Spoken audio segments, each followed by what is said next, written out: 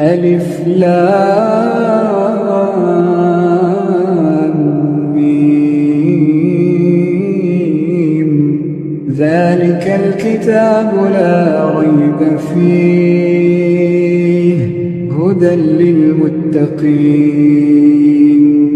الذين يؤمنون بالغيب ويقيمون الصلاة ومما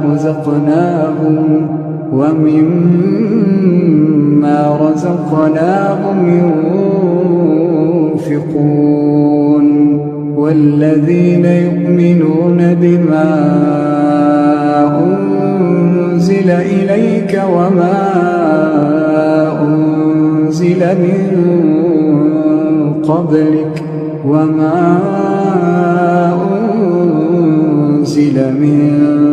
قبلك وبالآخرة هم يوقنون أولئك